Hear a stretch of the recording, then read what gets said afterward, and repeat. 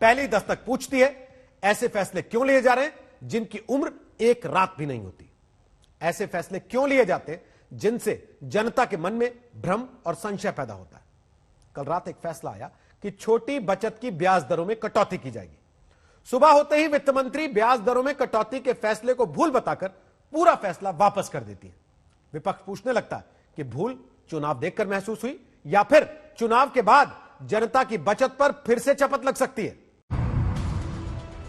2020 financial year के आखिरी दिन 31 मार्च को एक खबर आती है। छोटी बचत स्कीमों पर ब्याज की दरें घटा दी गई हैं। आम आदमी पर और मध्य वर्ग पर यह एक और बड़ी चोट है। कई सेविंग स्कीम्स पर ब्याज दर घटा दी गई है। लेकिन छोटी बचत स्कीम की ब्याज दरों में कटौती के फैसले के 12 घंटे के भीतर गुरुवार सुबह वित्त मंत्री निर्मला सीतारमण का एक ट्वीट आता है, जिसमें वित्त मंत्री लिखती हैं कि भारत सरकार की छोटी बचत योजनाओं पर ब्याज दरें वही रहेंगी जो वित्त वर्ष 2020-21 की अंतिम तिमाही में थी। गलती से जारी हुआ आदेश वापस ले लिया गया है। अब यहाँ पर सवाल उठता है कि देश में करोड़ों मध्यम वर्गीय, लोअर मिडिल क्लास, ग्रामीण, अर्ध शहरी, कस्बों में रहने वाले नागरिक पीपीएफ, किसान विकास पत्र, सुकन्या समृद्धि योजना, सीनियर सिटीजन सेविंग स्कीम जैसी जिन 9 छोटी बचत योजनाओं में अपना पैसा निवेश करते हैं, उनकी ब्याज दरों में 1% से ज्यादा तक की कटौती का ऐसा फैसला भूल से क्यों लिया गया, जिसकी उम्र एक रात भी नहीं रही? राहुल गांधी, प्रियंका, पी चिदम्बरम, दिग्विजय सिंह समेत विपक्ष के कई नेता तुरंत स्मॉल सेविंग स्कीम में जनता को मिलने वाले ब्याज की दरों में कटौती के फैसले और फैसले को भूल बताकर वापसी के फैसले दोनों पर सवाल उठाने लगे और पूछने लगे, क्या गुरुवार को ही पश्चिम बंगाल, असम में होने वाले चुनावी मतदान को देखते हुए भूल बताकर सुधार वित्त मंत्री ने किया है? आम आदमी के जेब पे डाका पड़ने वाला था। आम आदमी was going to suffer.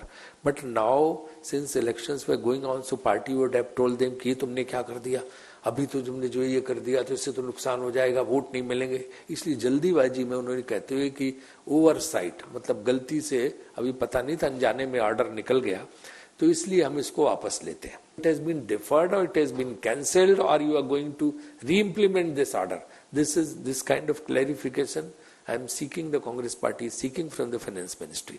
कुछ पॉलिटिकल पार्टी राजनीति करना चाहती है स्मॉल सेविंग रेट, जो गलती से ओवरसाइट से जो रेट कट का अनाउंसमेंट हो गया था, उसको तत्काल आदरणीय निर्मला सीतारमण जी ने अपने ट्वीट के द्वारा उसे विड्रॉ किया है और राजनीतिक पार्टी जो राजनीति करना चाहती है उनके मुंह में लगाम डाल दिया है, इसलिए कि ये मोदी जी की सरकार है।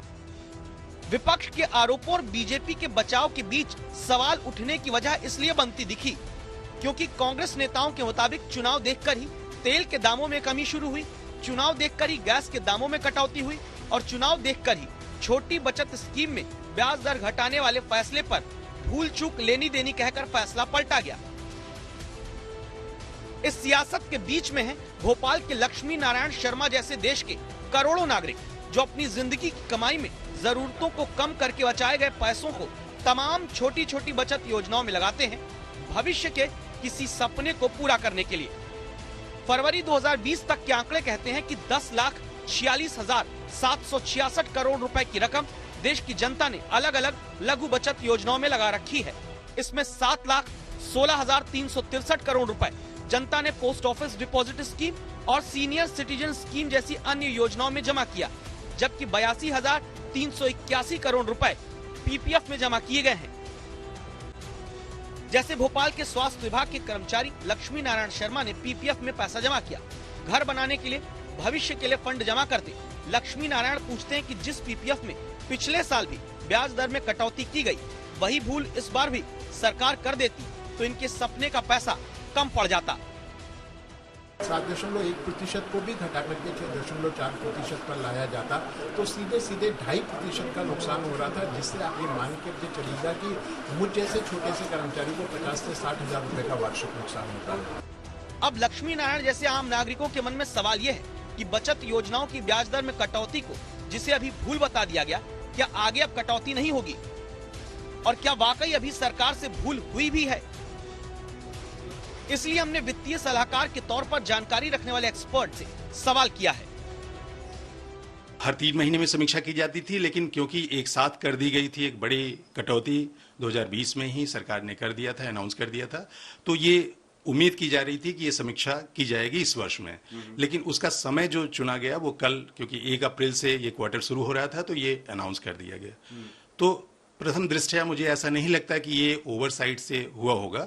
एक समीक्षा होनी थी, ज्यादा से ज्यादा ये हो सकता था कि इस क्वार्टर में न होके वो अगले क्वार्टर में की जाती।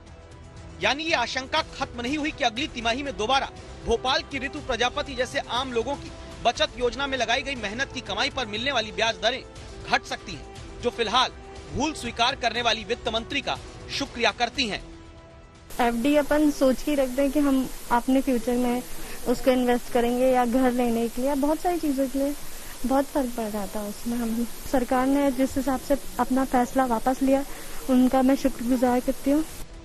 आम आदमी ने अभी तो राहत की सांस ले ली, लेकिन चिंता की बात यह है कि जब महंगाई दर औसत 5% हो और बचत योजनाओं में ब्याज दर औसत 5% के आसपास, तो आम आदमी कमाएगा क्या, खाएगा क्या, बचाएगा क्या और जीवन चलाएगा क्या। दूसरी चिंता इस बात की कि जब बैंकों में पैसा जमा करने के बदले ब्याज दर सिर्फ औसत 3% ही हो और जब लघु बचत योजनाओं में पैसा जमा करने के बदले ब्याज दरों में कटौती की आशंका बनी रहे, तो आम आदमी भविष्य के लिए पैसा कहां बचा कर रखे जिससे जिंदगी भी चले और जरूरतें भी पूरी हो।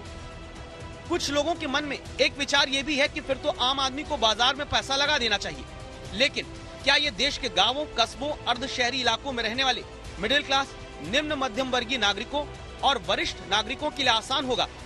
वित्तीय सलाहकार एक खतरा जताते हैं।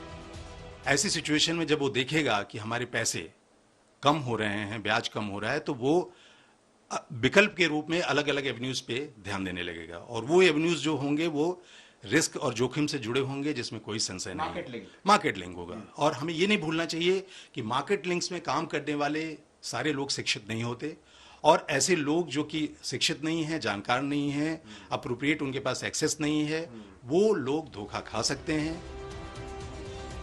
इसीलिए आज की दस्तक यही है कि ऐसी लोकप्रिय बचत योजनाएं जिनसे आम आदमी का वर्तमान और भविष्य दोनों जुड़ा हो, उनमें रेट कट की कैंची चलाने की भूल ना की जाए। भोपाल से रवीश पाल सिंह के साथ आनंद पटेल, दिल्ली आज तक।